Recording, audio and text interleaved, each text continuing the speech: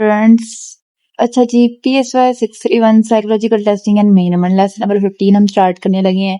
Reliability in specific conditions and allied issues. ठीक है, हमने रिलायबिलिटी पढ़ी, उसके बाद उसकी टाइप्स पढ़ी, उसकी आगे से डिफरेंट डिफरेंट आगे से जो उसमें यूज होनी थी कंडीशंस वगैरह वो पढ़ी। अब हम देखेंगे उसकी स्पेसिफिक कंडीशंस उन स्पेसिफिक टेस्ट में। अब टेस्ट जो हम करते हैं उन डिफरेंट टेस्ट में हम रिलायबिलिटी किस तरह ढूंढेंगे, ठीक है, वो हमने आज पढ़ना है। ठीक है, इतना कोई मुश्किल नहीं है, आसान है। उम्मीद है आप लोग की बहन ने अब तक जितने भी आप लोग को लेक्चर पढ़ाए हैं ना, बहुत सारे आप लोगों के लिए बहुत आसान लगे होंगे आप लोगों को, क्योंकि मैंने हर कोशिश की आसान लगे आप लोगों को। ठीक है, जितनी ये मुश्किल बुक है ना, ठीक है, उस लिहाज से मतलब कि मुश्किल नहीं है, आसान है, मगर वर्डिंग और मेथड तरीके और इतना लंबा लंबा समझाया हुआ है और हर चीज को डिटेल में, तो बहुत मुश्किल थी। जब मेरे टाइम पे ना मुझे कोई अच्छा चैनल नहीं मिला था तो मेरे लिए बहुत मुश्किल थी है। ठीक है, इसलिए मैंने अब आप लोग के लिए वीडियोस बनाना शुरू किए, ताकि मैंने जिस तरह खुद पढ़ा है ना, ठीक है, मैं अब आप लोग को उस तरह समझाऊं ताकि जिस तरह आसान लगे कि बुक इतनी मुश्किल नहीं जितनी लगती है। ठीक है,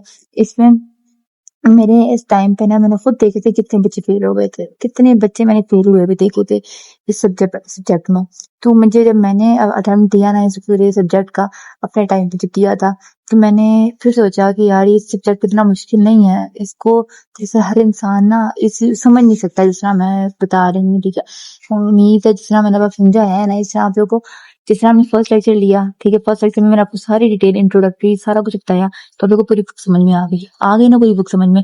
उसके अलावा अब जब मैं लेक्चर पढ़ाती हूँ ना, पहले मैं आपको समझा देती हूँ कि लेक्चर में है क्या, ताकि पूरा समझ में आए। ये तो चीज मुश्किल नहीं है, उनके नाम इतने मुश्किल मुश्किल रख कर ना उनको डिफरेंट डिफरेंट नाम देकर बच्चे को घुमाने की कोशिश की गई है सब्जेक्ट में। तो चलें अब देखते हैं, इसमें कुछ भी नहीं, हमने जो पढ़ लिया वही सारा कुछ था। अब रिलायबिलिटी की कंडीशन है कि दूसरी कंडीशन में यूज करेंगे तो क्या करेंगे, जो पहले पढ़ा उस चीज को घुमा फिरा के ये हम दोबारा से अपने शॉर्ट नोट्स पे चलते हैं। आपने जस्ट वही याद करना है जो मेरे शॉर्ट नोट्स के ऊपर लिखा हुआ है। ठीक है, वही एब्रीविएशन वही सब कुछ याद करना है। ठीक है, इंशाल्लाह फिर आप लोग का रिजल्ट बहुत बहुत बहुत अच्छा आएगा। अच्छा स्टूडेंट्स, ये हमारा लेक्चर है। अच्छा, रिलायबिलिटी इन ओरल टेस्ट।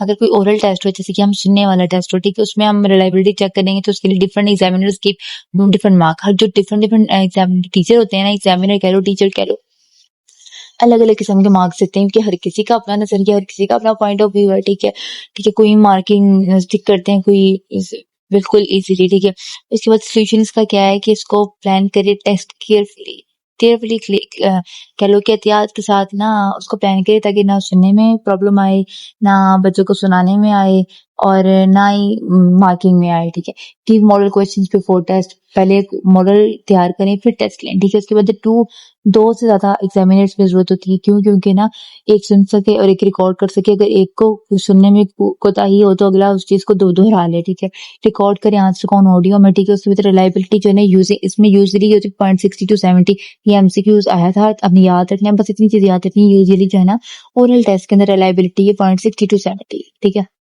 तो जो इंपॉर्टेंट चीजें सिर्फ मैं वही लिखती हूँ ताकि आप लोग को बस टाइम ना आप लोग का वेस्ट हो। अगर reliability of test and speed speed test versus power test. अच्छा, मेरे लेक्चर सिर्फ इसलिए नहीं होते कि आप लोग पास हो जाएंगे, ये इसलिए भी नोट्स होते हैं और मैं समझाती भी इसलिए हर एक छोटी चीज कि आप लोग को टेस्ट के इस पेपर के साथ साथ ना आप लोग के खुद के कंसेप्ट भी क्लियर हो जाए। कि concept is more important, because आप लोग अटेम्प्ट ही इसलिए दे रहे हो ताकि आप लोग को हर एक चीज की बुक का कंसेप्ट क्लियर हो। अपने बुक्स के कंसेप्ट भी क्लियर किया करें, साथ साथ एग्जाम भी प्रिपेयर किया करें। एग्जाम तो गुजर जाएगा, कंसेप्ट सारी जिंदगी आपको काम आएंगे। ठीक है, सारी जिंदगी आप लोग के साथ रहेंगे।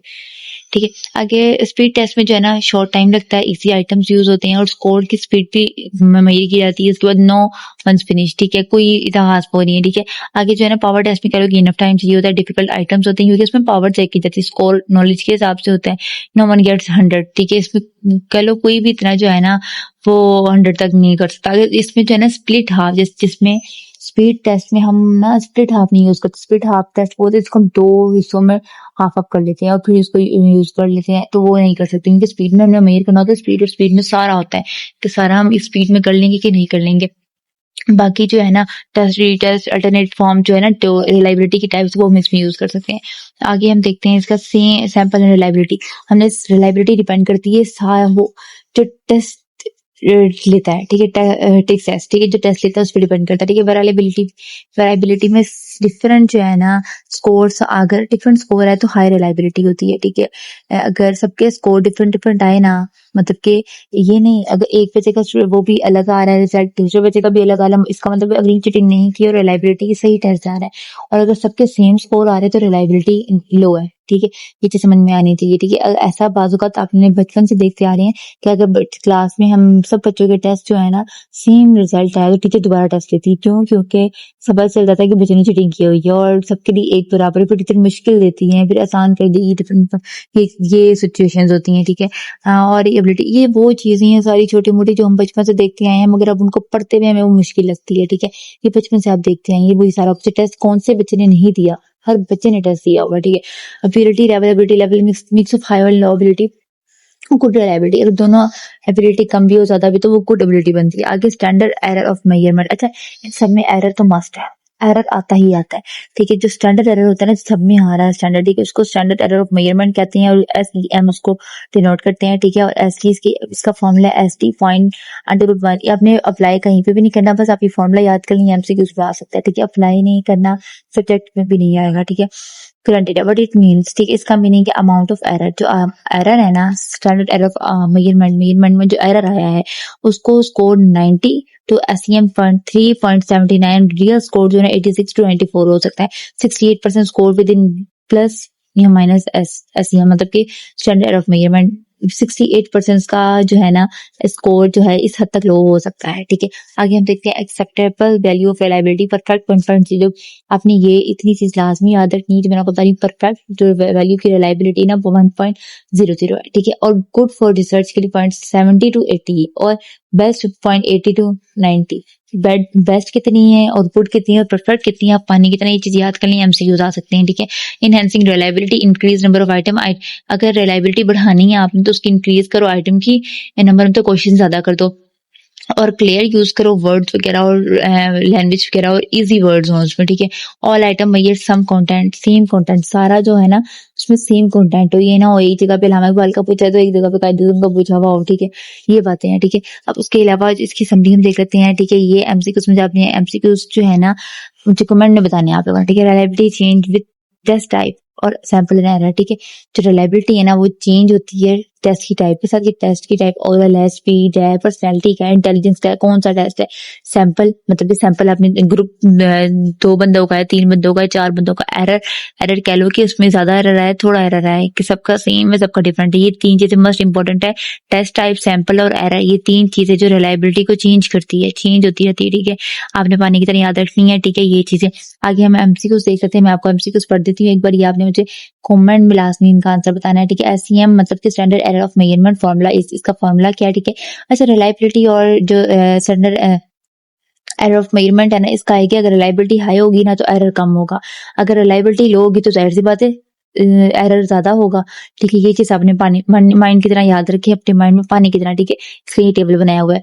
स्पीड टेस्ट मेजर करता है, क्या मेजर करता है, नॉलेज स्पीड, बहुत नॉन देख लें आप।